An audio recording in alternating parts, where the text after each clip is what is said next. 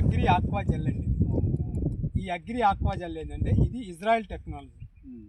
ఇది మనం భూమిలో మొక్కల దగ్గర ఇచ్చుకోవటం వల్ల ఏమవుతుందంటే మన యొక్క మొక్క యొక్క వేరు సిస్టమ్ చుట్టూ కూడా ఒక కవచంలా ఏర్పడుతుంది. అంటే మొక్క దగ్గర నీరు నిలబడకుండా ఎప్పుడూ కూడా ఒక ఐస్ గడ్డలాగా ఫామ్ చేసుకొని మొక్క వేరు చుట్టూ నీరు లేకుండా ఉండటం వల్ల ఏమవుతుందంటే మొక్కకు వేరుకి సంబంధించినటువంటి విల్ట్ కానీ వేరు కురుడు కానీ కాండం కురుడు కానీ రాదు. ఫస్ట్ రెండోది వచ్చేసరికి మనకేమవుతుంది, మనం వేసినటువంటి ఫర్టిలైజరు 100% వేరు దగ్గరే హోల్డ్ అయి ఉండి మన మొక్కకి నీరుతో పాటు కంటిన్యూగా మొక్కకు అందుకోవడానికి ఉపయోగపడుతుంది. ఇప్పుడు సపోజ్ మనము మొక్కలో మనం ఇచ్చాము, ఇది ఇచ్చిన తర్వాత వాటర్ పెట్టినప్పుడు హోల్డ్ అవుతుంది. మొక్క చుట్టూ కూడా నీరు లేకుండా నెమ్ము మాత్రమే వచ్చేసి మొక్క ఆరోగ్యవంతంగా పెట్టడానికి ఉపయోగపడుతుంది. సపోజ్ ఇది ఇచ్చిన తర్వాత నీరు పెట్టిన తర్వాత అనివార్య కారణాల వల్ల ఒక 15 రోజులు డ్రిప్ సిస్టమ్ ఫెయిల్ అయ్యి మనకి నీరు అందలేదు అనుకోండి, అప్పుడు ఏం చేస్తుందంటే ఇది ఐస్ గడ్డలాగా ఫామ్ అయినటువంటి ఈ యొక్క జెల్లు ఏమవుతుంది, మరలా వేడి యొక్క తీవ్రతను బట్టి మన ఉష్ణోగ్రత యొక్క తీవ్రతను బట్టి మరలా అది కరగడం స్టార్ట్ అయ్యి డ్రాప్ బై డ్రాప్ మొక్క కనిపిస్తుంది. అప్పుడు ఏమవుతుంది, మనకి బెట్టకు రాకుండా కాపాడు. అర్థమైందా? అదేవిధంగా మాయిశ్చరైజర్ ఎప్పుడూ కూడా మాయిశ్చరైజర్గా ఉంచుతుంది నేల. అర్థమైందా? సమానంగా మనం వేసిన కాంప్లెక్స్ కూడా సమానంగా మొక్క దగ్గరే ఉండేసి వేరుకి అందే విధంగా ఉపయోగపడుతుంది. ఇది భూమిలో వేయడం. దీంతో పాటు అగ్రి ప్రొటెక్, ఈ అగ్రి ప్రొటెక్ కనుక మనం డ్రిప్లో ఇచ్చుకోగలిగితే మనకేమవుతుందంటే భూమికి సంబంధించినటువంటి వేరుకుళ్ళు కాండం కుళ్ళు కూడా రాకుండా బ్లాస్ట్ పైన మొక్క మీద తెగుళ్ళు రాకుండా కాపాడేది మొక్క ఎప్పటికి కూడా భూమి నుంచి కాపాడేది. ఇది ఒక ఫంగిసైడ్ అనమాట. ఇప్పుడు మనకి ఆక్వా జెల్ మనకి ఎలా ఉపయోగపడితే ఒక చిన్న డెమో ద్వారా చూపిస్తే చూడండి. ఇప్పుడు చూడండి, ఇవి రెండు కూడా మన యొక్క నేలలు. ఈ నేలలో మనం ఏం చేసామంటే 1 ఎకరంలో మనము ఈ ఆక్వా జెల్ని మనం కలుపుకున్నాం. 1 ఎకరం ఆక్వా జెల్. అదేవిధంగా ఇప్పుడు మనం ఎకరం లెక్క కావద్దు కాబట్టి మనం మొక్కలు లెక్క కాబట్టి ఒక మొక్క దగ్గర మనం ఆక్వా జెల్ కలిపాం. అర్థమైందా? ఒక మొక్క దగ్గర ఆక్వా జెల్ కలిపాం.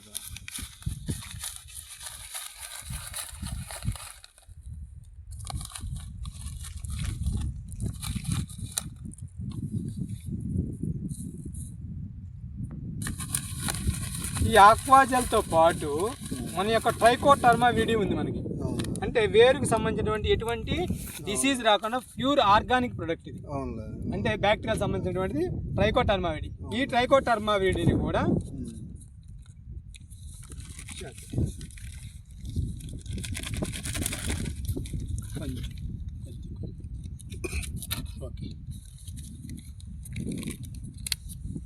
ఈ ట్రైకోడర్మా విడి కూడా కొంచెం ఏం చేసామంటే కలుపుకో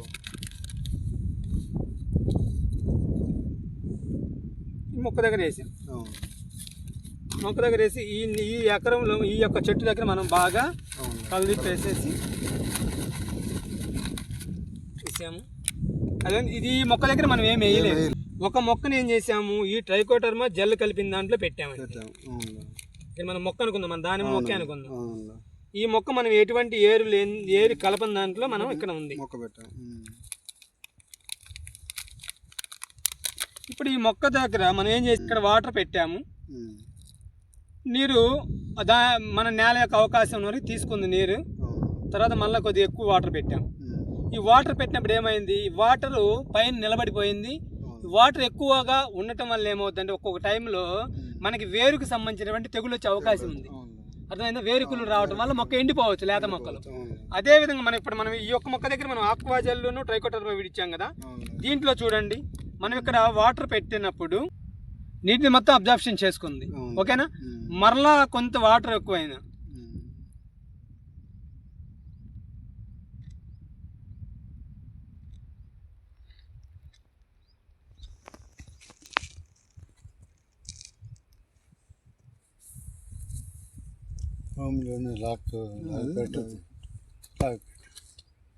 చూడండి, ఇక్కడ కూడా మరలా మనకి వాటర్ని ఒక ఫామ్ లాగా ఒక జెల్ ఫామ్ లోకి వచ్చేసింది. అవునా? ఈ జెల్ ఫామ్ లోకి వచ్చేసినప్పుడు మొక్క చుట్టూ నీరు ఉండదు. అర్థమైందా? జెల్ ఫామ్ లో వచ్చేసరికి వేరు సిస్టమ్ దగ్గర నీరు లేకుండా నిమ్ము మాత్రమే ఉంచి వేరు చుట్టూ కూడా ఒక కవచం లాగా ఏర్పడుతుంది అనమాట. ఎప్పుడైతే కవచం లాగా ఏర్పడుతుందో చూడండి, మొక్క ఎక్కడా కూడా నీకు డ్యామేజ్ అయ్యే అవకాశం లేదు. అవునా? దీనివల్ల ఏమంటే మీకు వేరు సంబంధించిన విల్ట్ కానీ వేరు కుళ్ళుడు కానీ కాండం కుళ్ళుడు కానీ వచ్చే అవకాశం లేదు. అదేనా ఇది చూడండి స్ట్రాంగ్గా ఉపయోగపడితే లేదా మీకు. ఇది ఏమిటి ఎకరానికి వచ్చే మన మొక్కకు వచ్చి ఒక 10 గ్రాముల కాడికి మనము ఇప్పుడు మొక్క ఉంది కదా ఇక్కడ రండి సార్, ఇక్కడ ఈ మొక్క దగ్గర మనము ఈ జెల్లో వేసేసుకొని చుట్టూ ఇక్కడ ఈ ఫామ్ లో వేసేసుకొని మట్టిలో కనుక కలుపుకోగలిగితే మనం ప్రతి ఒక్క మెడిసిన్ కూడా ప్రతి ఒక్క మనం ఏది ఇచ్చినా కూడా ఆ వేరు చుట్టూ హోల్డ్ అయ్యి మొక్కకి ఎక్కువ కాలం పాటు మనకు అందిస్తుంది. చూడండి ప్రాక్టికల్గా ఎలా ఉంది, చాలా బాగుంది. అదేమైనా అది ఇచ్చుకుంటే మనకి తెగుళ్ళు రావండి. అదేవిధంగా మనకి స్ప్రేయింగ్ వచ్చేసరికి ఇది అగ్రి ప్రొటెక్ట్ అండి. మన మొక్కలకు వచ్చేటువంటి చీడపీడలని ఫంగస్ అని తట్టుకుంటది. మన తలమాడు కానీ విల్ట్ కానీ తర్వాత వచ్చేసరికి కాయ కుళ్ళుడు కానీ కొమ్మ కుళ్ళుడు కానీ అన్ని కవర్ చేస్తుంది. అదేవిధంగా ఇది వచ్చేసరికి అగ్రి నానోటెక్ అండి. ఇది వచ్చేసరికి మైక్రోన్యూట్రియన్ డెఫిషియన్సీ లేకుండా 16 రకాల పోషకాలు ఉంటాయి దీంట్లో.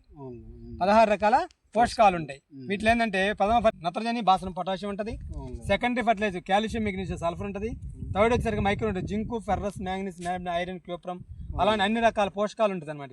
ఇది నానో టెక్నాలజీ తయారు చేయబడింది. ఇది ఎప్పుడైతే మనం స్ప్రే చేస్తామో మొక్కకి ఆరోగ్యంగా బలంగా తయారవుతుంది. ఇప్పుడు జనరల్గా మనకి మొక్క దృఢంగా రావాలంటే పోషకాలు అవసరం. బలం ముందు ఎంత అయితే అవసరమో పురుగు ముందు ఎంత అయితే అవసరమో దానికి 2 రెట్లు ఎక్కువ పోషకాలు అవసరం కదా.